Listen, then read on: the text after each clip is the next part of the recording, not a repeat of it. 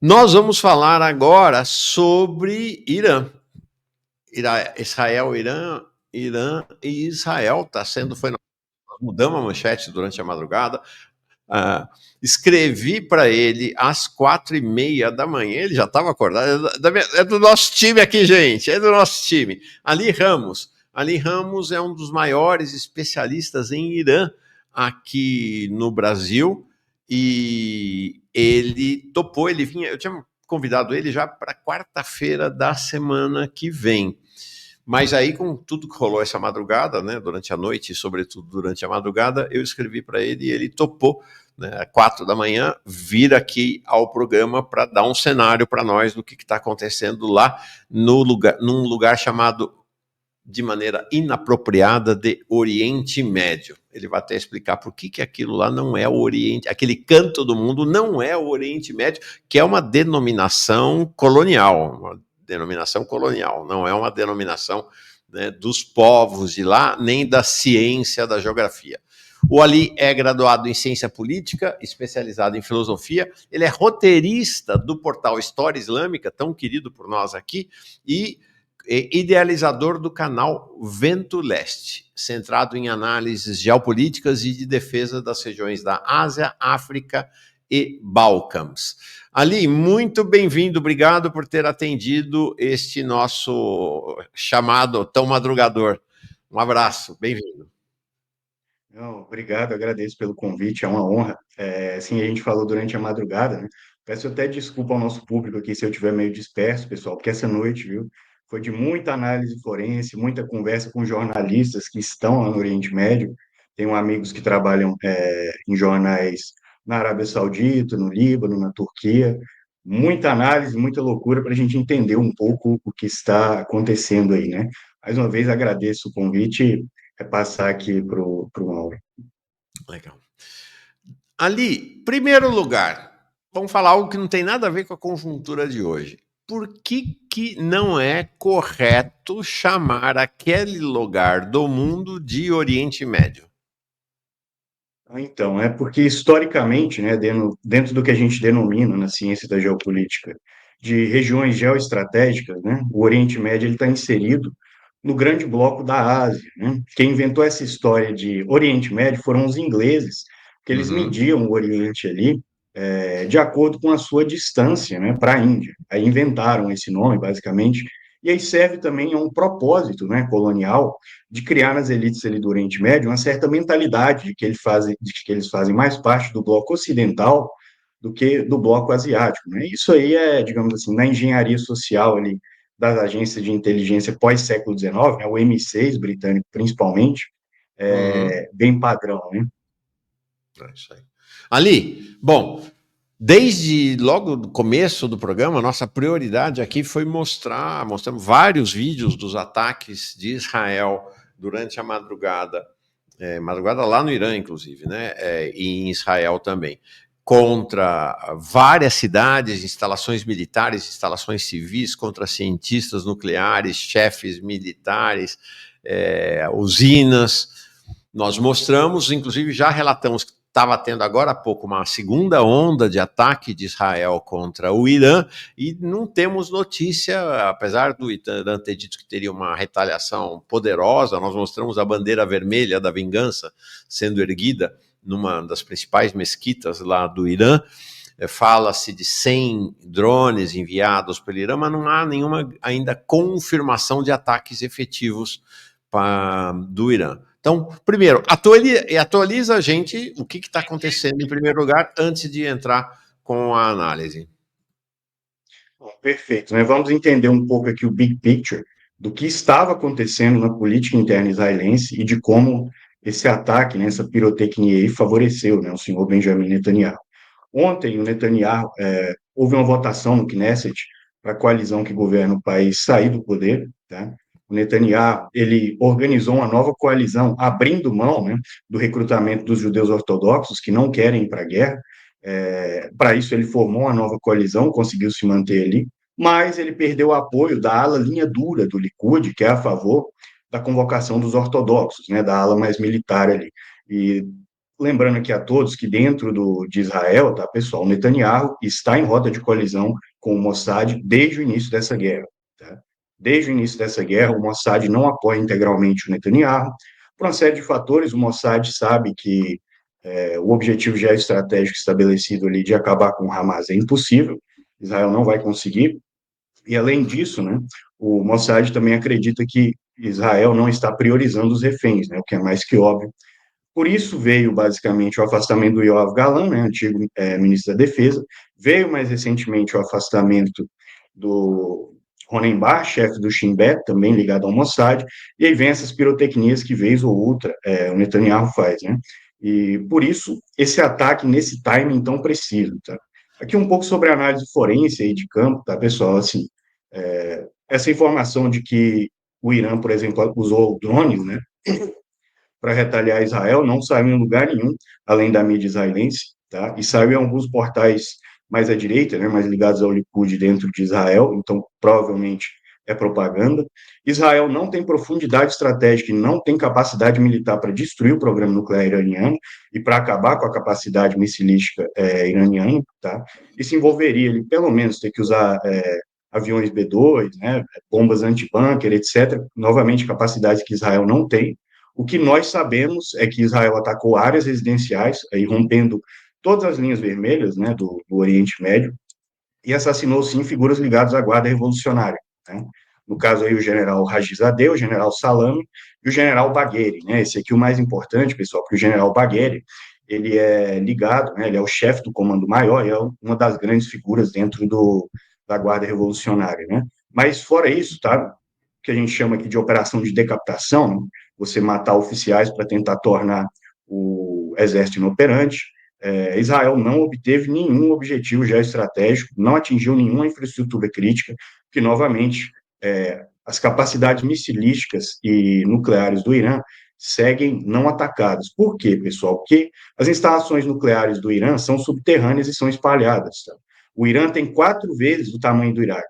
Não é assim, você vai lá, faz um ataque, né, com a sua força aérea e destrói as capacidades nucleares e missilísticas de um país. E lembrando aqui que a Hasbara israelense, né, e o Mossad, eles vivem desse tipo de propaganda. Então, não existe base Essa para afirmar informação isso. que está circulando de que Israel teria destruído as usinas nucleares do Irã, as instalações nucleares do Irã, não é verdadeira. Não, não é verdadeiro, até porque Israel não tem nem capacidade para fazer isso. Né? Israel tem um grande trunfo, né, que é a sua força aérea, mas a força aérea israelense também é limitada, tá, pessoal. Israel precisaria de uma quantidade gigantesca de bombas antibunker, porque esses silos, né, essas instalações nucleares são subterrâneas, ficam ali perto das regiões montanhosas, né, do Irã, etc. E não é assim. Você não faz um ataque com poucos caças, como foi esse caso, até porque o Irã, pessoal, tem sistemas de defesa antiaéreo, tá? Israel não pode engajar a força aérea inteira de uma vez, senão Israel vai perder parte das suas capacidades, né? Então, é mais um desses ataques, né, que tem mais, digamos assim, teor midiático, por enquanto, né, por enquanto, do que teor efetivo no campo. O problema é que Israel, novamente, rompeu todas as linhas vermelhas, né, atacou áreas residenciais, assassinou crianças, tá, pessoal, familiares aí de oficiais da Guarda Revolucionária e de parlamentares iranianos. E aqui a gente faz também um paralelo, né, para explicar um pouquinho para vocês o que eu acredito que seja o objetivo geoestratégico de Israel com isso e por que ele não vai ser atingido. Falar um pouquinho agora da política interna do Irã para vocês, né, que é um tema que pouco tocado aqui no Brasil, mas que ela existe. Só uma observação: a mídia ocidental está dizendo, o Gemerson aqui está reproduzindo, Israel destruiu os sistemas de radares do Irã e sem isso o Irã não consegue atacar com mísseis ou drones. É verdade? O Israel destruiu os sistemas de radares do Irã e está se falando também, eu vi aí, acho que na CNN, que Israel teria destruído as baterias antiaéreas do Irã também. Você pode falar sobre isso? Seria impossível pela quantidade de caças que foram usados, né, e pela quantidade de mísseis, porque não é assim, pessoal. Novamente, o Irã é um país gigantesco. O Irã tem 4 vezes o tamanho do Iraque. Você não vai fazer um ataque numa noite e vai depletar toda a capacidade de radares, de mísseis, de defesa que o Irã tem, tá, pessoal? novamente, isso aqui não é a primeira vez que se fala.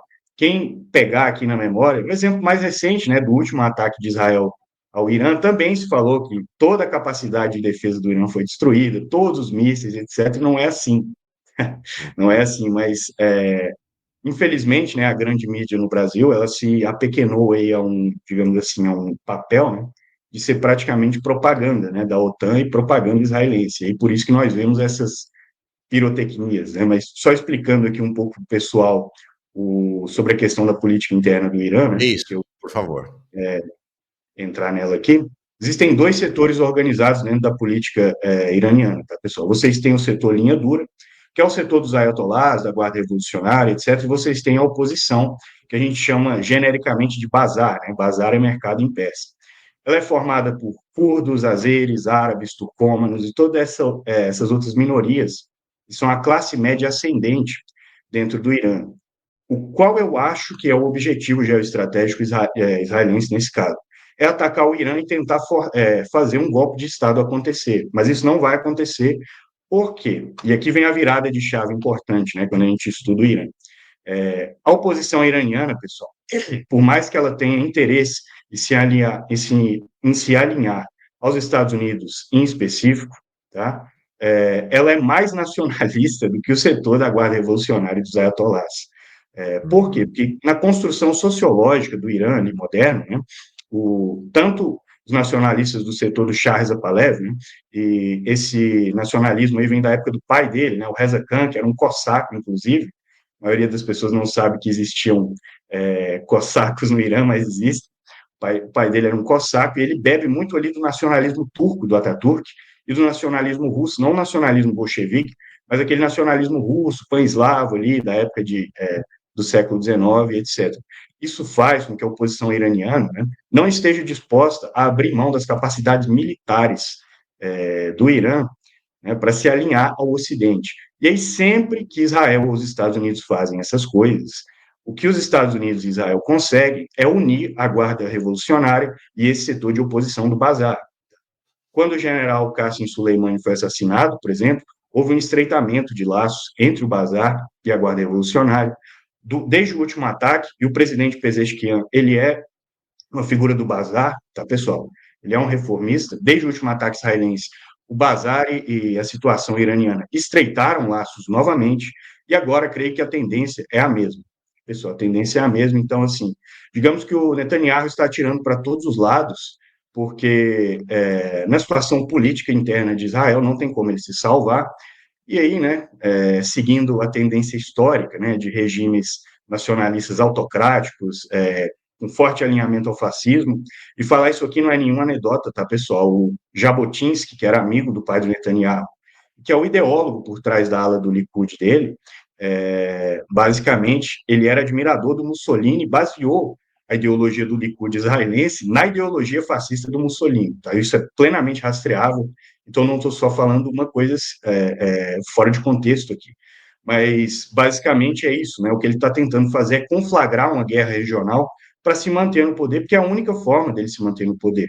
Lembrando aqui a todos que no início de 2023, o povo israelense estava protestando para derrubar Netanyahu. Sim. Olha, bom, deixa eu só mostrar aqui o mapa do Irã, né? Tá aqui. Os ataques foram aqui contra Teherã. Aqui estão vendo esse ponto vermelho, a capital, Teherã. Depois lá no alto, ó, Tabriz, outra cidade atacada. Que outros alvos eram prioritários para eles ali? Eles atacaram a usina de Natanz também, Ah, mas sim. você Que é a analisar, usina nuclear, né? sim, sim, mas o dano ele foi superficial porque a instalação mesmo ela é subterrânea, só que houve vazamento, sim, etc. Só que não depletou a capacidade nuclear, né, do país.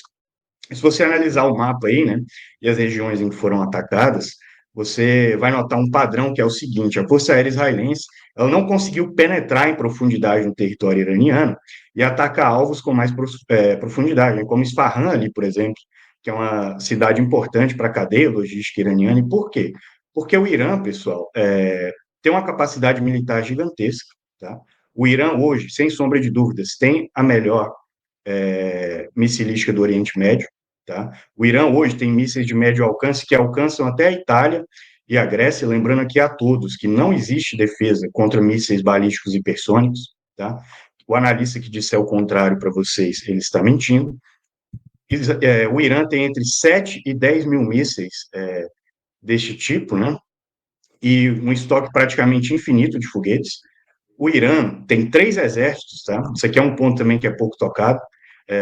A maioria dos países tem um exército só, né? O Irã tem o Artesh, que é o exército normal, tem o Sipah, que é a guarda revolucionária, e tem o Basij, né? O Basij muitíssimo específico ali, que é uma espécie de milícia de autodefesa, né? Durante a Guerra Civil da Síria, por exemplo, o Basij ia de cidade em cidade, treinando a população em táticas de guerrilha para insurgir, né? Então, o Irã tem 3 exércitos, o Irã tem capacidades militares de defesa antiaérea também, tá? A Rússia passou o sistema S-400 de defesa antiaérea para o Irã, além de ter também sistemas nativos de defesa antiaérea, né? Manpads, a roda. E por isso, Israel não consegue penetrar no território iraniano. E mais que isso, pessoal, Israel não tem profundidade estratégica e massa crítica para guerrear contra o Irã. Israel tem uma população de 10 milhões de pessoas, tem um complexo militar industrial que não tem capacidade nem de prover suas necessidades para uma guerra contra guerrilhas, que é o que está acontecendo na Palestina. Como Israel vai guerrear com um país 4 vezes maior, com uma capacidade industrial maior, com um exército 3 vezes maior, e ainda tendo, digamos assim, as limitações que o exército israelense historicamente tem. Sendo formado, em sua maioria, por reservistas, pessoal, o exército israelense ele não foi estruturado para engajar em guerras de atrito e guerras de longo prazo. Por isso, todas as guerras israelenses são de curta duração, né? Quando Israel engaja ali 200, 300 mil homens, né, que é o que historicamente eles usam, são 300 mil homens a menos na força de trabalho, né? E aí, quanto mais tempo eles permanecerem engajados, mais difícil digamos assim, para a economia israelense se manter. 60 mil empresas já declararam falência em Israel. O porto de Eilat já declarou falência. E a tendência não é melhorar, tá? A tendência é piorar, com mais o Estado israelense vai se tornando, de fato, um Estado pai. O que se fala, por outro lado, também na imprensa ocidental, é de uma crise econômica profunda no Irã, é verdade? Não. Vamos lá, né? O Irã, 90% do petróleo iraniano é vendido para a China. O Irã está num momento de virada de chave muito grande. O porto de Chabahar ali, ele está inserido na nova rota da seda. E o Irã tem conseguido, né, jogar com outros players aí que eu falo, que eu chamo ali de clube da periferia, né? Que são atores que não são alinhados nem ao Ocidente nem ao Oriente, né? Que são basicamente atores, como é que eu falo, que jogam esse jogo de uma forma mais pragmática. Indonésia, Turquia, que hoje é o segundo maior parceiro econômico do Irã, apesar de estar na OTAN. E lembrando aqui a todos, né, que a Turquia joga o jogo de forma muito pragmática. Quando os Estados Unidos fizeram guerra contra o Iraque, a Turquia foi o único país dentro desse bloco ocidental que se levantou e condenou e não participou dos ataques, tá? O Irã também tem boas relações com o Paquistão, e o Irã participou recentemente da contenda entre Paquistão e Índia. O Irã também tem boas relações com a Índia. Existem tantos países sancionados no mundo hoje, né, que, digamos assim, as sanções contra o Irã, elas não fazem mais efeito, tá? Porque existe todo um clube ali de gente sancionada que se senta para fazer negócio e que faz não valerem as sanções ocidentais, né, nesse caso. Então, não existe mais essa crise econômica. A situação econômica iraniana hoje é muito melhor do que era há 10 anos atrás, há 15 anos atrás, né? O Irã está na fronteira tecnológica, inclusive, em diversos setores nos quais nós não estamos, tá? Como o setor de fármacos, por exemplo, além do setor da indústria de defesa, né, que eu citei aqui, o Irã, toda semana, praticamente, ele entrega uma nova família de mísseis, uma nova família de drones. Então, de certa forma, o Irã está até melhor que nós, né? Sim. Aqui, deixa eu mostrar o mapa. Eu mostrei o mapa do Irã, deixa eu mostrar agora o mapa do Irã e Israel, para você, inclusive, poder explicar para nós. Ó, são 1.600 quilômetros de distância entre Tel Aviv e Teherã. Esse mapa é um mapa antigo, tinha a ver ali com a questão do Hezbollah. Ignorem o Hezbollah e Beirute, nesse caso aí não tem tanta relevância para nós. O O que está se falando é, inclusive, que drones iranianos teriam sido derrubados pelo governo da Jordânia, porque está vendo, para ir de Teherã para Tel Aviv tem que passar por cima do Iraque e da Jordânia. E que aí tanto o Iraque quanto a Jordânia teriam derrubado drones iranianos. Não vamos falar disso agora, não. Eu queria um pouco, antes de falar disso, que é o contra-ataque iraniano, vamos deixar isso para o final, eu queria que você analisasse um pouco essa condição geopolítica, as capacidades de luta numa distância desta, que para eles lá é uma distância brutal, não é, em qualquer país do mundo, em qualquer lugar do planeta, 1.600 quilômetros é longe pra cacete. Então, que esta distância, ou que condicionamentos essa distância traz para uma guerra entre Israel e Irã, Irã e Israel? Bem, dá um favorecimento para o Irã nesse caso, porque se conflagrar uma guerra, eu acredito que o Irã vai arrastar a guerra para o Iraque, vai fazer uma espécie de zona tampão ali, né, onde vai se impor o atrito, se impor o conflito, etc., e vai, digamos assim, ter grande parte das suas capacidades estratégicas intocadas ali por essa pura questão geográfica, né? O Iraque será aliado do Irã se houver guerra? Essa é uma pergunta que é muito difícil de responder. Creio que sim, mas no ataque de hoje, tá? No ataque de ontem, aliás, o Iraque e a Jordânia cederam o espaço aéreo e a cadeia logística para Israel. Então, o Iraque faz jogo duplo, né? O Iraque, ele é ao mesmo tempo alinhado à Turquia, ao Irã e ao Ocidente e joga o jogo dessa forma, né? Então, mas no caso de uma guerra mesmo, eu não acredito que as forças constituídas dentro do Iraque terão poder para impedir o Irã de agir dessa forma, que grande parte do pacto social ali do Iraque, do parlamento iraniano, etc., e do Estado que se constituiu, né, depois da queda do Saddam Hussein, ele é constituído nas milícias armadas pelo Irã. Tá? Elas, inclusive, que fazem as forças de polícia, fazem as forças de autodefesa regional em diversas regiões ali. Então, muito provavelmente, isso fará o Iraque pender totalmente para o lado do Irã aí, e a Turquia permanecer neutra, que é o que imagino. Né? Lembrando aqui a todos, tá, pessoal, que as milícias iranianas ou iraquianas, na minha opinião, são as melhores milícias do Oriente Médio inteiro. Tá? Foi a saída delas, ali, depois da morte do Qasem Soleimani, que fez o cenário virar na Síria, né? E elas seguem atuantes até hoje no Iraque, recebendo dinheiro do Irã. Tá? Uhum. E o governo iraquiano é um governo que não tem poder para nada, basicamente sem essas milícias e sem a população que as apoia, né? Uhum. Tá bom. Olha, mais breaking news essa manhã realmente está verdadeiramente impressionante em relação ao caso Mauro Cid e do Sanfoneiro do Inferno, o Gilson Machado. O Gilson Machado, então, foi preso pela Polícia Federal em Recife, porque estava articulando um passaporte português para o Mauro Cid escapar do Brasil.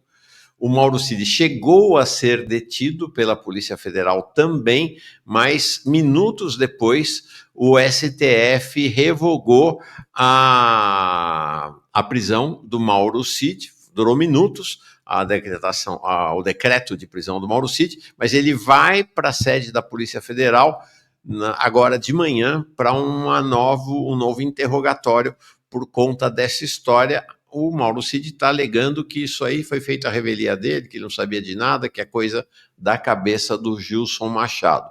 Primeira informação. Segunda informação, a Cristina Kirchner anunciou agora de manhã, lá em Buenos Aires, que vai se entregar para a prisão na quarta-feira da semana que vem. Tá? É isso aí. Bom, a pergunta que não quer calar. E a resposta do Irã a esse ataque de Israel? Vamos combinar, né? 100 drones do Irã não é nada, né? O Irã pode mandar 1.000 drones, 2.000 drones. O Irã é o grande produtor de drones militares do planeta. O que você prevê de resposta do Irã ao ataque de Israel? O Trump está lá do lado dele. Não, eu até mostrei uma manchete aqui mais cedo. Tá aqui. Onde tá? Eu tinha mostrado mais cedo ali do. Tá aqui, ó. Ai. Tem um negócio aqui que chama tititi, tá? Que é uma tradução nossa aqui. Ó, tá aqui. Do Eurasia Daily, Israel deu um ultimato ao Irã. Se você responder, destruiremos o país inteiro, que é uma ameaça bem ao estilo nazista, né? Que o Trump fez também lá nos Estados Unidos. E aí, conta para nós o que deve ser a resposta, qual a tua previsão da resposta efetiva do Irã ao ataque de Israel? Bem, essa é uma resposta bem complexa, né? Mas tentar simplificar aqui para o nosso público. Quando nós falamos, pessoal, em Rússia, Irã e China, além de Turquia e outros países, outros players regionais aí, desse miolo aí da Ásia, né, e do Oriente Médio, basicamente nós temos que entender que a coisa se tangencia aqui por um contexto, né, por um termo que nós chamamos de paciência estratégica, tá? O tempo para o Irã, o tempo para a China, o tempo para a Rússia, ele passa, digamos assim, numa passada diferente, porque não é tudo pensado de 4 em 4 anos. Tendo isso em mente, né, acredito que o Irã irá fazer análise de campo, né, fazer análise forense, e irá responder pesado, mas irá responder de acordo com os danos que recebeu, né? Assim, a minha opinião, isso não é o suficiente, não deveria ser assim. Eu não acredito que o Estado sionista vá parar, né? E acredito que o Irã tem que impor o domínio de escalada, mas é assim que eles pensam, né? É assim que a Rússia pensa, etc. Então vai ser uma resposta também protocolar, mas creio que mais pesada que da última vez. Muito provavelmente pode envolver ataque à usina nuclear de Dimona, ataque a residências de oficiais israelenses, por conta do que aconteceu com o assassinato aí de famílias de parlamentares iranianos, de oficiais da Guarda Revolucionária, etc., mas muito provavelmente ficará nesse protocolo, né? Quer dizer, interessante essa sua visão. Nossa, gente, não esperava por isso, não. Quer dizer que você acha que o Irã não terá uma resposta de ir para cima de Israel e abrir uma guerra sem limites, sem fronteiras lá no inadequadamente chamado de Oriente Médio. Você acha que o Irã terá uma resposta contida a Israel, é isso? Sim, acredito que será contida, né? Pelo menos em luz dos fatos do que aconteceu até agora, né? Porque o Irã, né? Quando a gente fala da doutrina militar iraniana, a gente passa ali por uma série de fatores, né? Existe esse da paciência estratégica, existe a solidão estratégica, né? E o Irã, ele tem para si, né, sempre impor um tipo de guerra, desde a guerra Irã-Iraque, que não escale para a guerra total, mas que ao mesmo tempo puna, né, economicamente, diplomaticamente, os seus inimigos. Então, eu não acredito que, basicamente, o Irã partirá para o tudo ou nada com Israel, apesar de acreditar, e aqui minha posição pessoal, tá, pessoal? Minha análise pessoal, eu não acredito que isso parará Israel, tá? Assim como eu não acredito que os Estados Unidos seriam parados, por exemplo, no século passado, sem o que a China fez, né? Hoje nós temos essa imagem da China como um gigante gentil, etc., mas não esqueçam que a China impôs duas derrotas militares pesadas aos Estados Unidos, tá? Uma na Coreia e outra no Vietnã, e sempre tudo que envolve o entorno estratégico chinês ali é tratado dessa forma. Só por isso nós ainda não tivemos uma guerra em Taiwan. Tá? Eu acredito que o Irã, ao lidar com Israel e os Estados Unidos, deveria partir para esse tipo de análise. Tá? Deveria partir para esse tipo de protocolo, mas a doutrina militar deles é outra, a forma de ver o mundo deles é outra, etc. E temos que aceitar e só analisar aqui os fatos. Tá. O nosso querido, onde está você, o Alcindo, pergunta: o Irã pode minar, né, colocar minas no Estreito de Hormuz, que é um lugar estratégico para o comércio mundial, especialmente o comércio de petróleo. Olha, o Estreito de Hormuz é esse aqui embaixo, ó, no Irã, embaixo, aquele estreitinho mesmo entre o Irã, os Emirados Árabes Unidos e Omã. Tá inclusive assim um fiozinho vermelho aqui, né? Ali. Sim, sim. Se fechar ali, parou, porque, ó, tá vendo, ó, nada menos que o Iraque, a Arábia Saudita, Emirados Árabes Unidos, o Catar, Se fechar ali, fechou o comércio mundial de petróleo, petróleo que já subiu 7% agora de manhã por conta do ataque de Israel, né? Sim, sim. Se o Estado iraniano e o regime iraniano forem colocados contra a parede em uma posição de sobrevivência, sim, acredito que o Estreito de Hormuz pode ser minado, fechado, etc. Mas enquanto isso não acontece, e não é o que está acontecendo, tá, pessoal? Novamente, as capacidades militares do Irã não foram destruídas, não foram deportadas, da forma como está se vendendo na mídia. Lembrem aqui que se vendeu da mesma forma no último ataque e no frigir dos ovos, só alguns radares ali e algumas fábricas de mísseis foram atingidas. Agora, provavelmente é exatamente o mesmo cenário. O que o Estreito de Hormuz, o papel que ele vai exercer aí, é para o Irã fazer pressão no que eu chamo de eixo não alinhado no Golfo. Hoje existe um eixo não alinhado no Golfo, formado por Kuwait, Oman e Catar, tá? Que não se alinham integralmente nem ao Irã, nem ao eixo ocidental da Arábia Saudita. Né? O Uhum. Catar, por exemplo, é um dos maiores financiadores, não só do Hamas na Palestina, junto da Turquia, mas também dos Houthis hoje.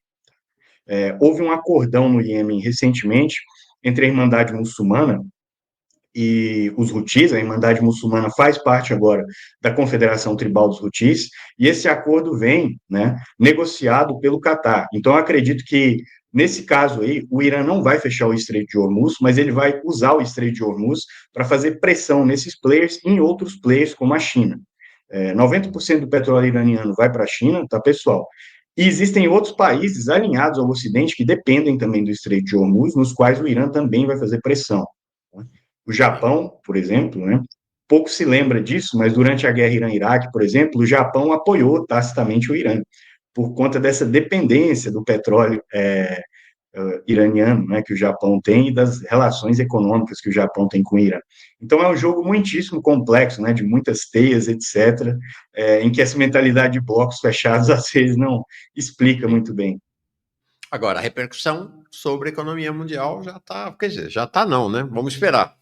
Hoje o petróleo subiu, tinha falado em 7, mas chegou a subir, o preço internacional do petróleo chegou a subir 8%. Lembre-se que o Davi falou no final da conversa com a gente aqui, falou, olha, com essa incompetência, essa incapacidade de ler o Brasil e o mundo, que a Haddad Galípolo tem, se essa coisa prosseguir lá, se tiver uma elevação forte do preço do petróleo, nós vamos de novo ter disparada da inflação aqui no Brasil. Eles não vão conseguir controlar. Lembre-se que o preço da gasolina e do óleo diesel caiu no Brasil por conta da queda dos preços internacionais do petróleo, não por nenhuma questão interna aqui brasileira, nesta etapa ali da guerra tarifária de Trump.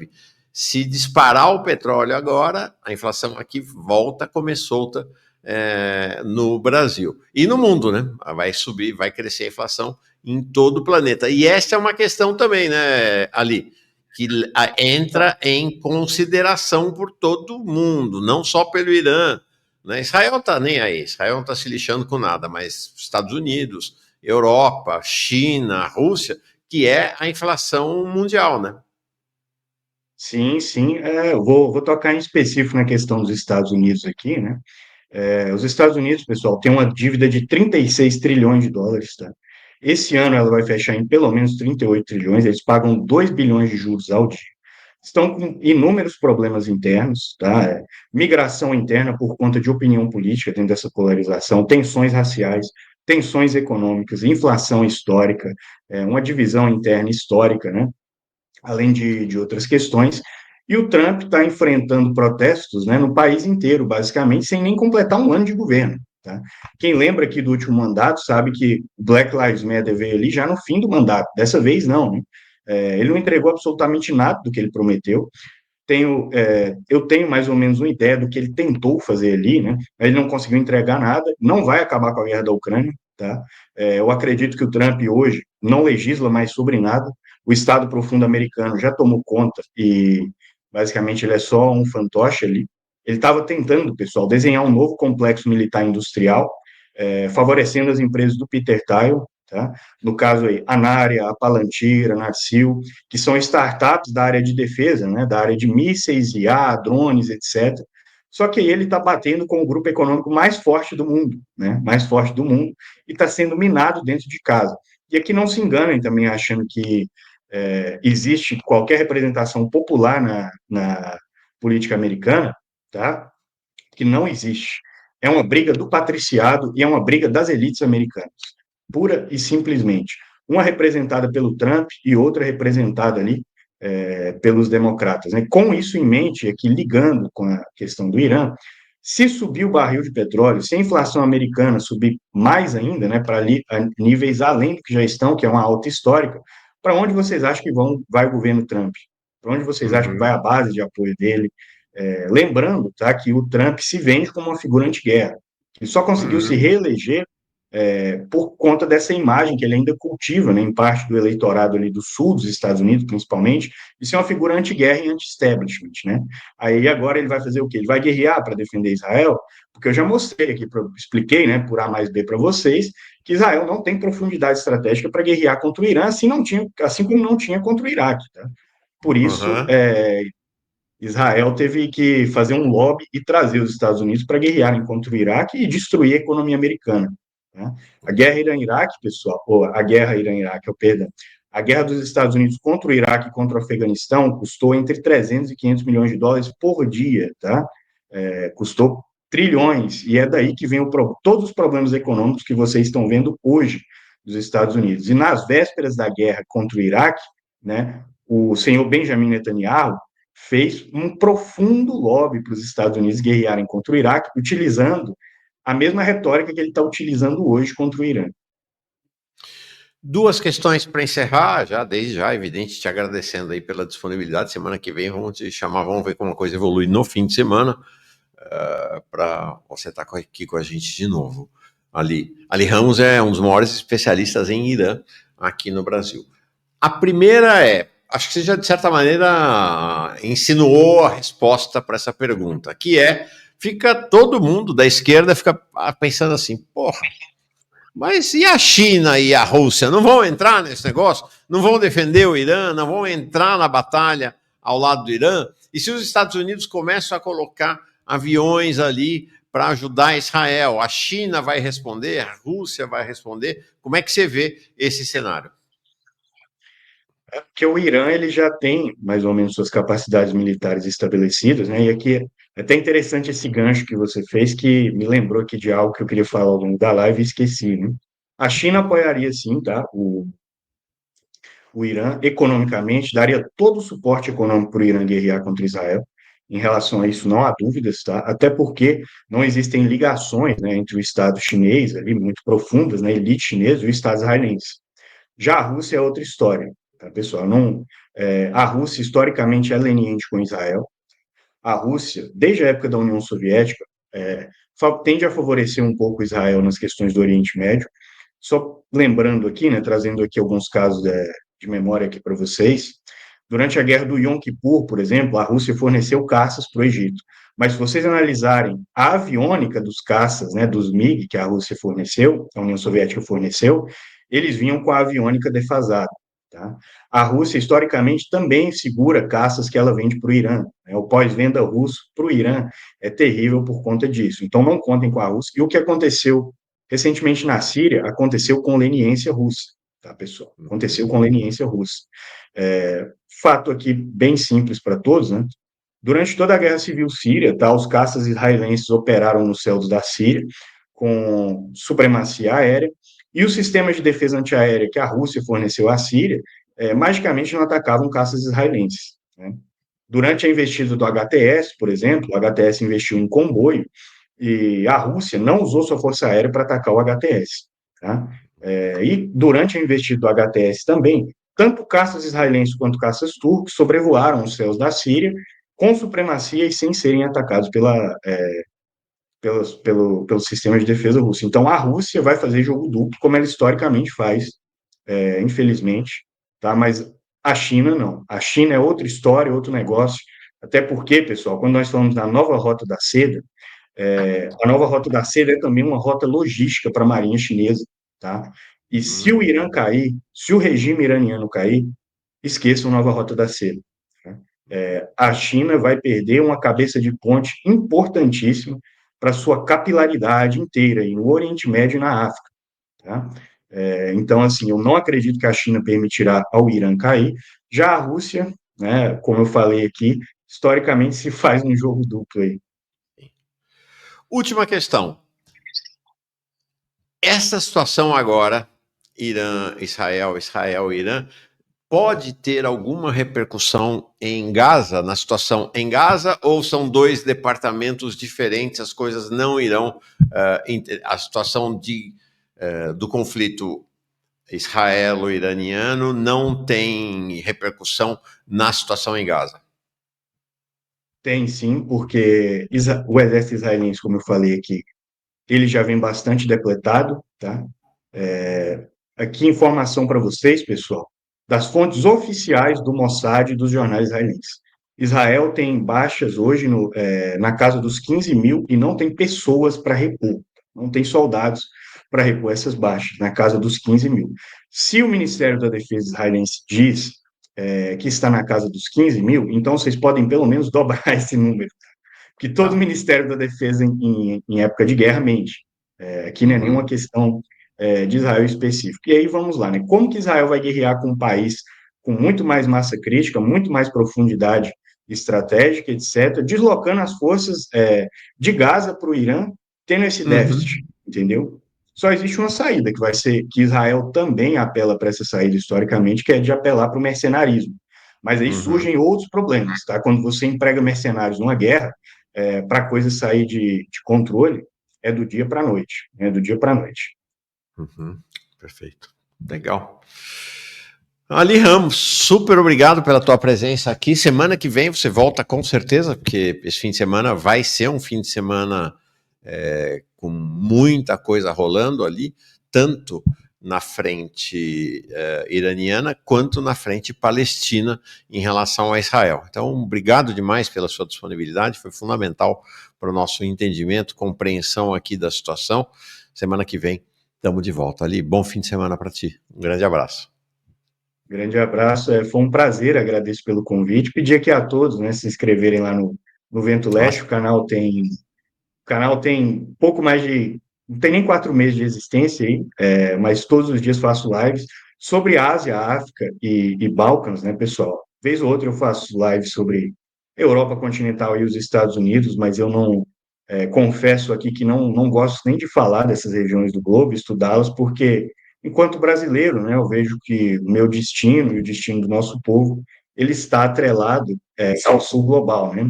E aqui, uhum. discordando do nosso grande sociólogo Darcy Ribeiro, né, eu não acredito que o Brasil é a nova Roma, acredito que o Brasil é a nova Veneza, né?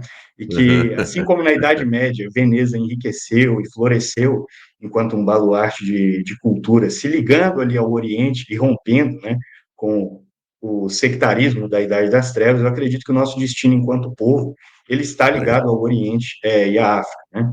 Então, se inscrevam aí no canal, agradeço, espero que tenham gostado, né? E foi um prazer. Não, todo mundo registrando aqui que gostou. O camarada Felipe Sesimbra, lá de Portugal, que foi feito contato, inclusive, agradeço demais o Felipe. Tá, entrevista excelente, excelente mesmo. Valeu. Obrigado, Ali. Grande abraço, então. Até a próxima Grande vez. abraço. Tchau.